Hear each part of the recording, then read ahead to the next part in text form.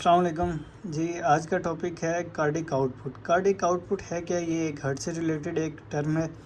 इसे हम देखते हैं जी।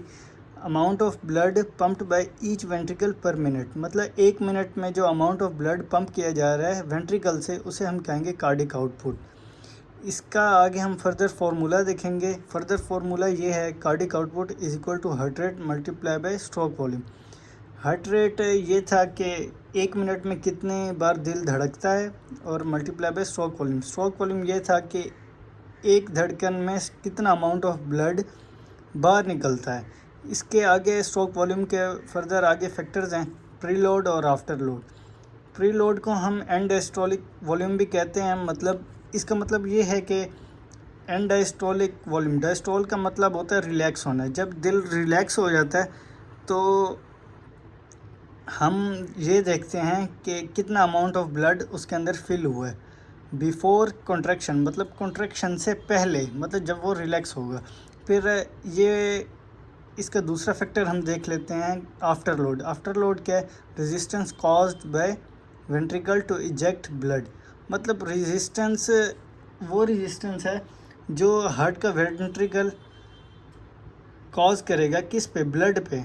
मतलब ब्लड को निकलने से पहले जो वेंट्रिकल उस पर अफेक्ट करेगा ब्लड को, वो उसको हम कहेंगे आफ्टर लोड। अब ये एड्रीनालिन का क्या फैक्टर है? एड्रीनालिन एपिनेफ्रिन एक ही बात है, जो रिलीज़ होती है बाय मेडुला से। मेडुला से रिलीज़ ये इसलिए होता है कि ये प्री लोड और आफ्टर लोड को बैलेंस भी करे, और इसको हार्ट रेट को भी ये बढ़ा देता है। अब इसके आगे हम फर्दर इसके फैक्टर्स देखते हैं, भाई ये है क्या। हार्ट रेट और वेनस रिटर्न भी है, कार्डिक इंडेक्स भी है, जो फर्दर इस पे फैक्टर्स अफेक्ट करते हैं। हम ये देख लेते हैं कि हार्ट रेट कैसे अफेक्ट करता है इसके ऊपर।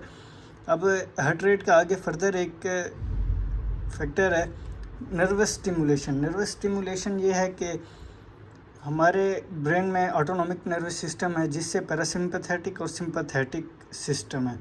वो जब कंबाइन होकर हमारे दिल की धड़कन को जब कंट्रोल करेगा तो उससे हार्ट रेट बढ़ भी सकती है, कम भी हो सकती है। जब वो एक्साइट करेगा तो क्या नाम है, हार्ट रेट, मतलब हार्ट रेट बढ़ जाएगा। हमारा एक मिनट में जो धड़कन जो है, एक मिनट में जितनी धड़कन जो है, पहले तो 72 पर बीट्स हैं, वो बढ़ जाएंगी। फिर आगे हम हाइपरट्रॉफी देखते हैं। हाइपरट्रॉफी ऑफ हार्ट मसल क्या है?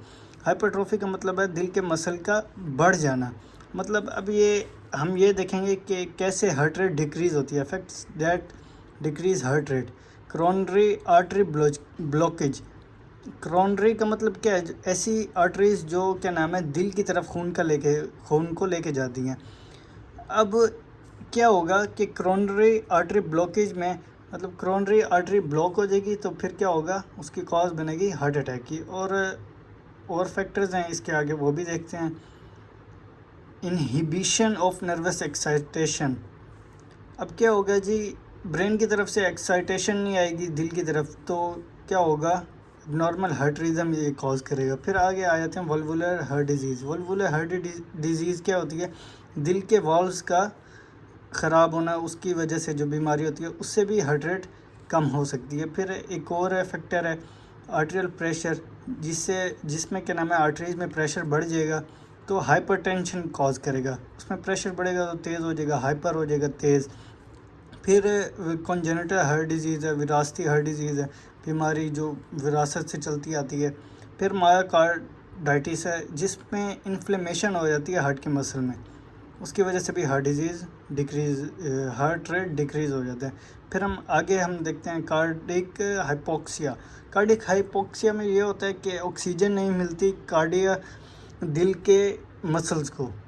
फिर एक और फैक्टर भी हम देख लेते हैं इसमें, वेनस रिटर्न है।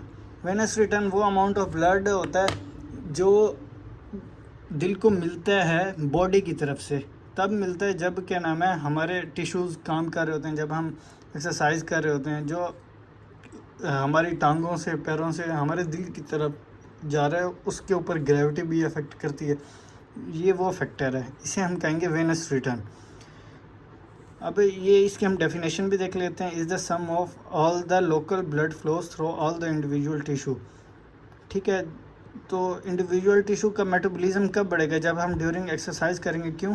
क्योंकि कंजप्शन ऑफ ऑक्सीजन बढ़ जाएगी। जब कंजप्शन ऑफ ऑक्सीजन बढ़ जाएगी तो अमाउंट ऑफ वेनस रिटर्न ज़्यादा हो जाएगा, तो ये ऑटोमेटिकली हार्ट की आउटपुट को भी बढ़ा देगा। जब ज़्यादा वेनस रिटर्न जाएगा हार्ट के पास तो ये ऑटोमेटिकली हार्ट के काम को भी बढ़ा देगा, मतलब अमाउंट ऑफ ब्लड जो पंप किया जा रहा था by each ventricle per minute, 1 minute में वो जैसे 72 टाइम्स पर बीट, वो जैसे हम हार्ट रेट में देखते हैं वो बढ़ा देगा।